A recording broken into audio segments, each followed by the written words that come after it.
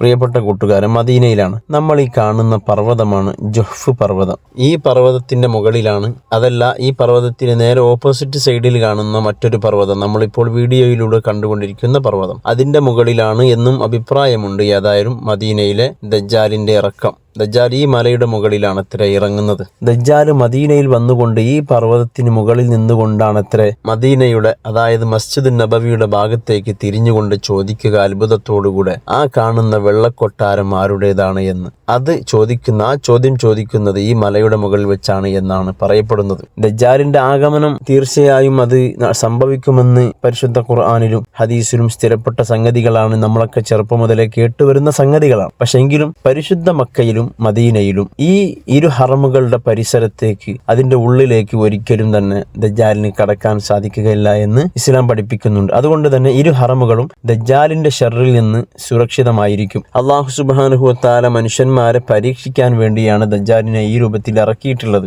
ഏതായാലും ഈ ജബൽ ജുഹ്ഫിന്റെ മുകളിലുള്ള കൊട്ടാരം ഫഹദ് രാജാവിന്റെ കൊട്ടാരമാണ്. ആ കൊട്ടാരത്തിൽ ഇപ്പോഴും അദ്ദേഹത്തിന്റെ ആരൊക്കെ ബന്ധുക്കൾ താമസിക്കുന്നു എന്നൊക്കെ പറയപ്പെടുന്നു. എന്നാൽ ചില ആളുകളൊക്കെ പറയുന്നത് നമ്മൾ കേട്ടിട്ടുണ്ട്, ഈ ജുഹ്ഫ് പർവ്വതത്തിന്റെ മുകളിലുള്ള ഈ കൊട്ടാരം ദജ്ജാലിന് വേണ്ടി തയ്യാർ ചെയ്യപ്പെട്ടതാണ് എന്ന്. അതായത് ഫഹദ് രാജാവിന്റെ ഈ കൊട്ടാരം, അതിന്റെ വാസ്തവം എത്രയാണ്, ചരിത്രപരമായി അതിന് എത്ര ബന്ധമുണ്ട് എന്നൊക്കെ നമുക്കറിയാൻ സാധ്യമല്ല. അറിയുന്നവരാരെങ്കിലും ഉണ്ടെങ്കിൽ കമന്റ് ചെയ്യുക.